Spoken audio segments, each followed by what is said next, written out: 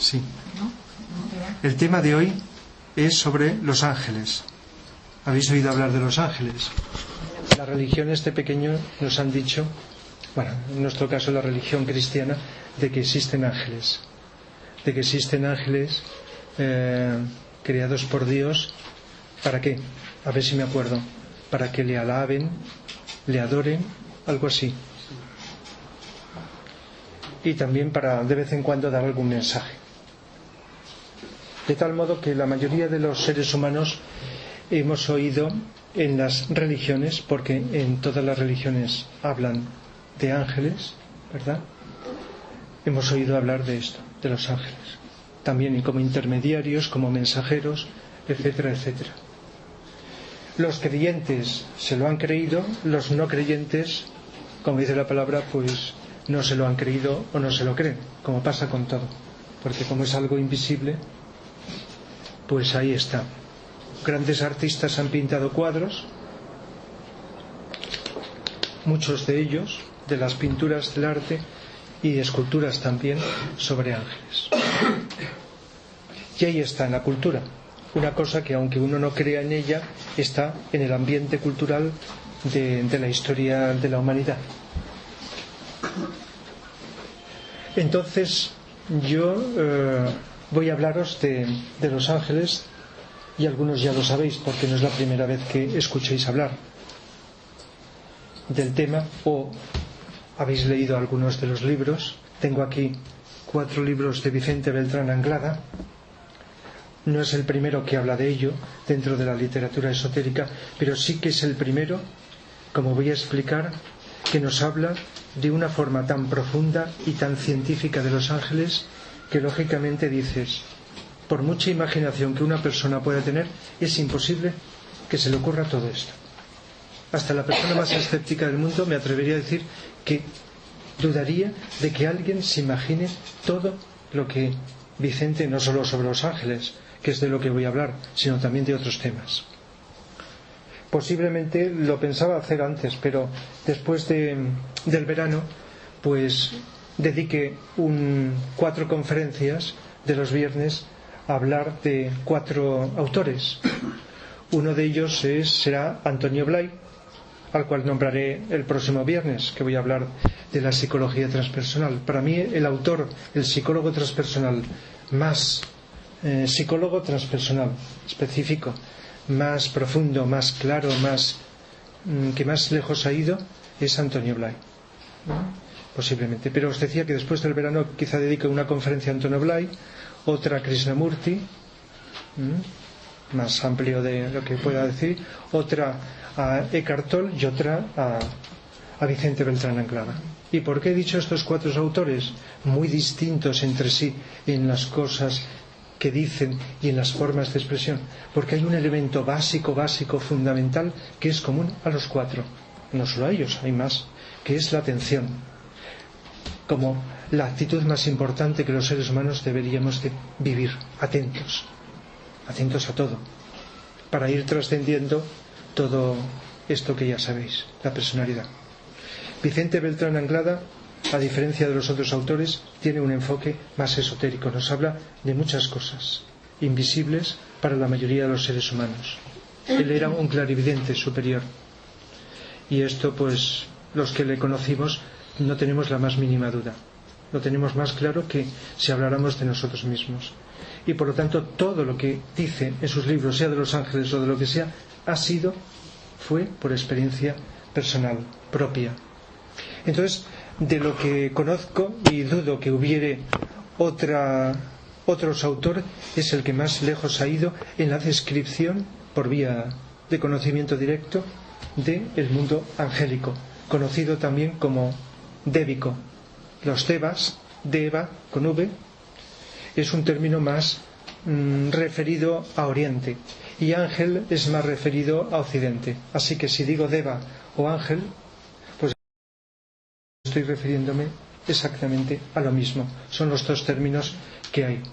Luego, cuando se habla de distintas jerarquías, pues se habla de unas más elevadas y otras más inferiores. Las que están más cerca de la materia se les llama pues los elementales, constructores, ¿verdad? o los devas que están más cerca de la materia. Devas o ángeles son energía. El mundo, como hemos hablado muchas veces, aunque no hayáis estado todos, no sé, vuestros conocimientos o los libros que habéis leído, etcétera, es cualquier parte o universo, mundo, planeta, sistema solar, etcétera, es construido partiendo de una mente que es parte de la mente universal. Y esa mente, al ponerse en contacto con el espacio, que explica Vicente en sus libros, el espacio de todo el cosmos es una entidad cuyo cuerpo es lo que llamamos espacio, sensible, con infinitas dimensiones, infinitas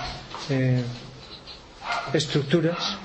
Cuando una mente se pone en contacto con el espacio, se pone en vibración y surge lo que se llama el éter, ese campo de energía del cual el Logos creador, con su mente creadora, pone en movimiento a unas entidades que son los ángeles, que son energía, son la misma energía, nada más que es energía individualizada.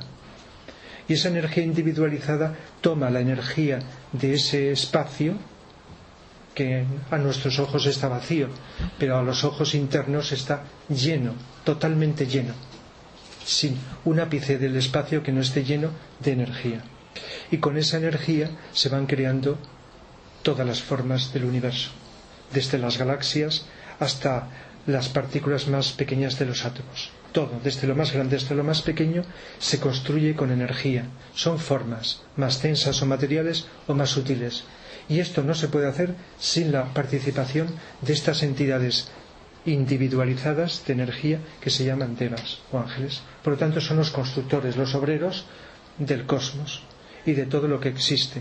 De tal manera que cuando nacemos los seres humanos, como cuando nacen un animal o las plantas o todo, y no solo al nacer, sino durante todo nuestro desarrollo, nuestros vehículos de expresión están creados con unas órdenes y obedeciendo estas entidades débicas para ir tomando la energía adecuada para la construcción de nuestros vehículos, sea de los seres humanos, de los animales, de las plantas, del reino vegetal, de todo el reino mineral, absolutamente de todo. Y no solo eso, sino también de las formas mentales, de las formas emocionales, etcétera, de lo denso o de lo sutil. Todo en el universo es mente o conciencia, aunque no sea lo mismo conciencia y mente. Conciencia es mente y es energía, de tal manera que la conciencia utiliza la mente para crear, para idear sutilmente las formas que luego se van a ir creando más o menos densas. Por lo tanto, desde el punto de vista, vamos a llamarlo con mayúscula, científico, si queremos conocer, como así va a ocurrir con los científicos del futuro, hablando en términos generales, porque siempre ha habido seres científicos con esta percepción, pues ese conocimiento profundo de la materia no puede entenderse y queda bastante incompleto, bastante superficial, si no es con este conocimiento. Entonces recibió, pues digamos, el encargo de la jerarquía espiritual Vicente Anglada para hablar, entre otras cosas que nos ha hablado y que antes no se había hablado de esa manera, entre otras cosas del mundo débico o angélico. Él desde pequeño ya era clarividente. En este libro suyo, Mis experiencias espirituales, ya nos dice cómo cuando era pequeño, que nació en Barcelona, iba con su padre a una feria, un encuentro, una exposición, internacional, y veía en una fuente de agua como las ondinas iban con el agua. Se lo dijo a su padre, y su padre, como ha ocurrido con tantos padres de tantos niños en todo el planeta, le dijo que no fantasease tanto, y luego le quemó todos los libros, igual que a Don Quijote el cura, el barbero y los demás le queman todos los libros, pues a Vicente Anglada pues le ocurrió algo lo mismo. Le quemaron todos los libros que le gustaban cuando era pequeñito, pues leer sobre este mundo débico. Y tantos niños que al principio de su vida, cuando la glándula pineal todavía no se ha cristalizado, no se ha ido cerrando, pues tienen una percepción clarividente, y cada vez menos, pero digo cada vez menos en lo que voy a decir, pero siempre ha habido como una especie de ocultar, de reprimir, de evitar que el niño siga fantaseando. Y así ha ocurrido, y a lo mejor, no sé si conocéis algún caso. Pues el caso de Vicente esto, pero ya desde pequeño tenía esta capacidad y luego poco a poco fue desarrollándola progresivamente. Llegó un momento en que su maestro, en su ashram, en otros planos, otras dimensiones, le presentó a un ángel de una evolución equivalente o incluso superior a lo que se llaman, como el otro día decíamos aquí, los maestros espirituales del planeta, la jerarquía espiritual. Un ángel que habla de él en este libro, lo llama Gesazel. Dice: la primera vez que establecí contacto con Gesazel, el ángel mentor, instructor y guía de mis investigaciones débicas, supe de las radiaciones espirituales de un Deva de la categoría similar a la de los grandes iniciados de la jerarquía. Recuerdo esta experiencia como la más profunda y trascendente de mi vida. Me lo presentó el maestro con estas palabras: este es el ángel Gesazel, el instructor débico que será tu mentor en el devenir de tu vida oculta, y el que te introducirá y te hará consciente del reino de los ángeles. Irradiaba, dice Vicente, luz por todo el contorno de su figura angélica. Después fue descendiendo su vibración o radiación para acomodar su presencia a mis sentidos perceptivos, ya que me era sumamente difícil y seguramente peligroso resistir el brillo particular de su aura magnética de un azul celeste absolutamente indescriptible según nuestros reducidos tonos vibratorios del color. Entonces apareció bajo una forma completamente humana. Quiero deciros que los devas, como son energía, pueden cambiar las formas instantáneamente, continuamente, pero la figura arquetípica de todos los devas, de los más altos a los más bajos, es la figura humana. La figura que nosotros tenemos, humana, que sería también simbolizada en la estrella de 5 puntas, ¿sí? Abrimos los brazos y las piernas, formamos, como sabéis, una estrella de 5 puntas, es una figura arquetípica en nuestro sistema solar. Y entonces los devas, que es una evolución, no lo he dicho, pero también como complemento paralela a la evolución humana, nuestra evolución humana nuestras mónadas o espíritu, primero se expresan durante un tiempo indecible en el reino mineral, luego en el reino vegetal, después en el reino animal, como os podéis imaginar, y posteriormente pasan a nuestro reino humano, el cuarto reino. Luego seguirán expresándose en otros reinos superiores. Por lo tanto, hay una línea evolutiva en los 4 reinos, más el quinto, etcétera, etcétera, que acabo de citar. Pero los devas es otra línea evolutiva paralela a la nuestra. Incluso hay otras evoluciones paralelas desconocidas en nuestro planeta, que están, pero son desconocidas. Pero la evolución débica, que está, como os he dicho, en todas partes, es una evolución paralela. De alguna forma nosotros somos más forma, y por evolución tenemos que irse cada vez por evolución siendo más conscientes de la energía, ¿verdad? Los devas es al revés, ellos son energía, y como su misión es la de contribuir, como he dicho, cada vez por evolución, porque ellos también evolucionan, van siendo cada vez más conscientes de la forma, de tal manera que durante muchísimo tiempo somos inconscientes, sobre todo nosotros de ellos, como os podéis imaginar, pero conforme evolucionamos vamos siendo cada vez mutuamente más conscientes unos de otros, es decir, que hay una colaboración, como ahora vamos a explicar, ya que es imposible, no solo nosotros, cualquier cosa que exista sin la participación de los devas, porque si miramos por poco y por ignorantes que seamos, a nosotros y cualquier forma de la naturaleza, esa maravilla no puede surgir de un caos, de un desorden, de una explosión caótica. Tiene que ser de una meticulosa organización realizada por una gran inteligencia que va poniendo los elementos.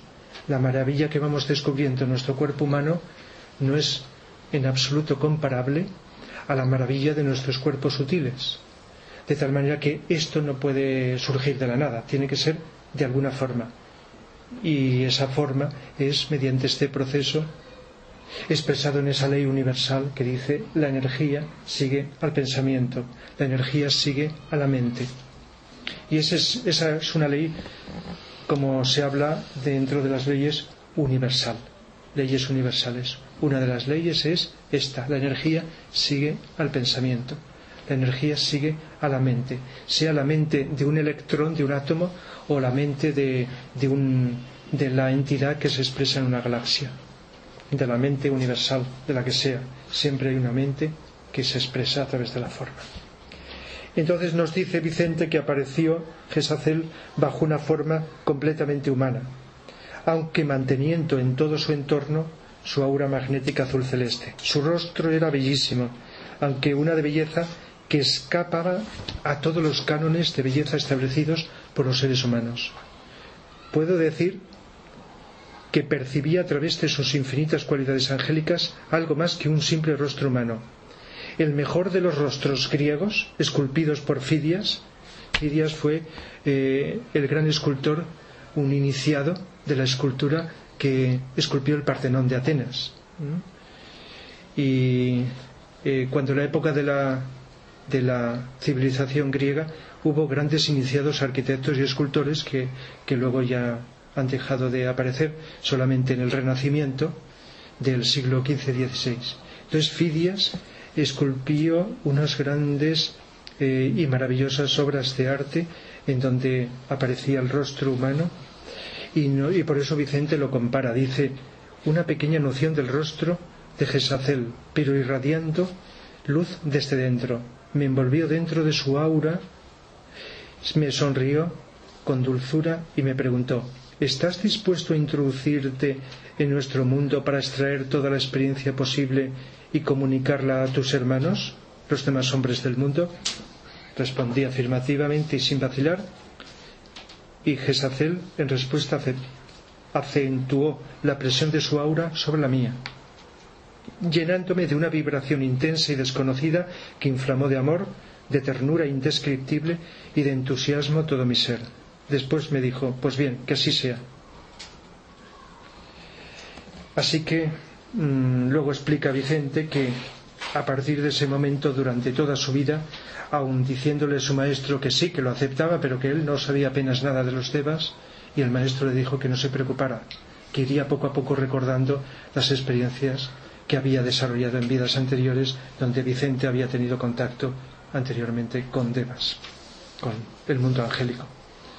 Y entonces, esto sí que me resisto a no dejar de leer. Dice: sus últimas palabras en aquella ocasión, que quedaron grabadas en mi conciencia, fueron estas: vive serenamente expectante y siempre me tendrás a tu lado. Era la primera vez que oía estas dos palabras: serena expectación.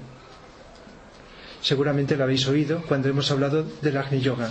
Uno de los libros que Vicente es Introducción al Agni Yoga, y cuando define el Agni Yoga lo define como el yoga que se practica cuando vivimos atentos en primer lugar y progresivamente serenamente expectantes.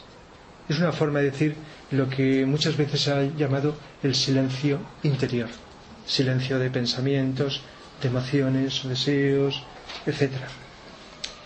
Serena expectación, que más adelante, durante el curso de mis investigaciones esotéricas, me demostraron ser claves para la vida del discípulo que se apresta a la iniciación. Bien, es decir, que en la medida en que, no solo Vicente, un ser humano, vamos siendo serenamente expectantes, vamos practicando y viviendo realmente la serena expectación, nos hacemos sensibles a cosas cada vez mayores y más profundas que no percibimos con los sentidos. Desarrollamos la sensibilidad, la intuición, y aunque no lleguemos a ser clarividentes, la sensibilidad nos permite captar ambientes. Esto, cuando lo decimos, gran parte de las personas dicen que sí que a veces, aunque sea muy elementalmente, son sensibles a los ambientes. No solo lo que entra por la vista o por el oído, sino algo que a través de la sensibilidad del cuerpo y algo más se percibe en un lugar, lo que no se ve. No sabe uno lo que es, ni sabe qué nombre darle, pero mucha gente dice, o nosotros, que en tal sitio hay buen ambiente o mal ambiente. No mal ambiente porque la gente esté peleándose o discutiendo, sino porque las energías de ese lugar pues están causando inquietud, desasosiego. O buen ambiente si uno se siente más tranquilo, con más paz, con más armonía, etcétera, etcétera, etcétera. De tal manera que los ambientes, como todas las cosas, están producidas por los devas, que son los que van atrayendo y condensando las energías de una vibración o de otra y van creando el ambiente, sea en una casa, una habitación, sea en una ciudad, sea en un lugar del campo, donde sea, en lo grande, en lo pequeño. Allí donde haya espacio, pues el ambiente, me estoy refiriendo a lo sutil, las energías, y por consiguiente los devas, que están matizando, que están aglutinando un tipo u otro de energías que los seres sensibles, según nuestra capacidad sensorial, pues percibimos diferenciada. Entonces, pues en la medida en que estamos más atentos y cesamos el ruido mental emocional, que es el que se interfiere y nos impide cualquier otra percepción, y repito, sin llegar a ser lo que se llama clarividentes ni clariaudientes, pues entonces percibimos eso. Y cuando más sensibles, más percibiremos. A lo mejor ignoramos que son los devas, pero son los devas, y los devas están ahí, en ese ambiente. Los devas están en todas partes. Si no estuvieran, no nos podríamos oír. Cuando hablamos, nos oímos porque decimos físicamente, y lo decimos sin saber, con total ignorancia, la voz se transmite a través de ondas sonoras, a través del aire. Pero eso es una visión superficial, pero muchísimo superficial. Lo que ocurre es que hay unos devas que son los que transmiten el sonido. Y esos devas son el sonido de la palabra, como hablamos el otro día, el sonido de la música, el sonido de los ruidos o los sonidos de la naturaleza. Cualquier tipo de vibración sonora están transmitiéndola. Y por lo tanto, llega a nosotros los que oímos, decimos con el oído, pero realmente el oído solamente es un vehículo material. Estamos captando esos sonidos, igual que podemos captar ideas que creemos que son nuestras, y son ideas, estructuras mentales que hemos creado los seres humanos y que están en el ambiente, en los éteres, y las captamos sin saber de dónde vienen, gracias a los devas. Los devas están, como explica Vicente, en todos los medios de comunicación. Están creando la telepatía. Son los encargados de transmitir las ondas de radio, las ondas de televisión y todas las ondas que la técnica de hoy día, hasta ahora, hemos creado. Y sin estos devas no podrían transmitirse con esa, digamos, complejidad interna. Es totalmente imposible. Sin los devas, la luz de las estrellas, de los soles, del espacio, no se podrían transmitir. Decimos que la luz se transmite a una velocidad, llamamos velocidad de la luz. Pues será así la luz. Pero los devas, ciertos grandes devas de una categoría superior, traspasan infinitamente la velocidad de la luz. De tal manera que hay una comunicación en todo el cosmos del universo, que es la que perciben los grandes seres, instantánea, como si ocurriese sincronizada al mismo tiempo, por esa capacidad.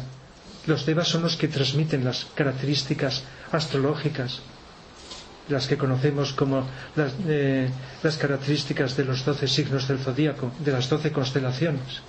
Los astrólogos, la mayoría, ni lo han oído nunca, o si lo oyen no lo creen, y hablan de la astrología como una especie de coincidencia o de sincronicidad temporal, cíclica, entre unas características que se dan los seres humanos y características de los astros.